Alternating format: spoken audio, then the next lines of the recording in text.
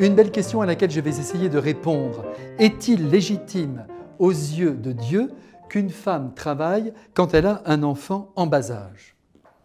Pour commencer, mettons bien les choses au point. Au cas où vous ne le sauriez pas, je ne suis pas Dieu, mais je vais essayer en tant qu'homme et en tant que prêtre de vous dire ce que je pense.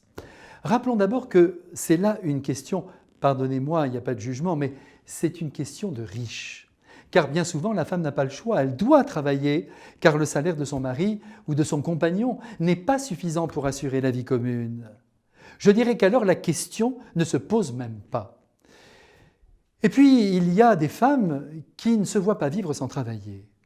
Et il faut respecter leurs désirs, au risque de voir se lever en elles un déséquilibre qui, à tous les coups, sera nuisible au foyer.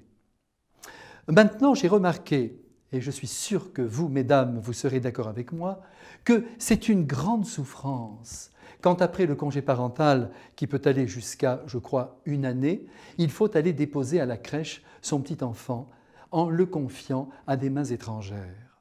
Une souffrance qui est largement partagée et qui en dit long sur la beauté du cœur de la femme et de la mère. Maintenant, quand les enfants sont plus grands, alors là, c'est une autre affaire. Je pense par exemple à une mère de famille de 3 enfants qui s'est arrangée durant toute sa carrière pour que ses garçons, en sortant de l'école, la trouvent toujours à la maison. Évidemment, cette solution qui est très bonne n'est pas possible pour tout le monde. Quel dommage! Car, il faut bien le dire, des enfants suivis de près dans leur développement humain, dans leurs études, cela n'a pas de prix.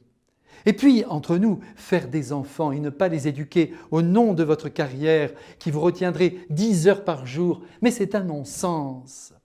Maintenant, si vous êtes dans la nécessité de travailler dur pour subvenir au bonheur du foyer, sachez que vous bénéficiez, j'en suis sûr, du soutien inconditionnel du Seigneur et de sa mère, la Vierge Marie, qui, à votre place, veille sur vos enfants.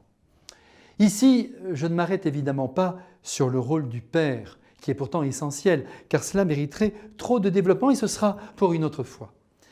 J'ajoute volontiers qu'au-delà du travail familial et éducatif assumé par la femme, car c'est un véritable travail, il est important que celle-ci ait des centres d'intérêt, se livre aussi à des activités, rencontre des amis qui viendront dilater son cœur et son esprit et aussi offrir à la vie quotidienne un enrichissement, non seulement pour elle-même, mais aussi pour son mari et pour ses enfants. À bientôt!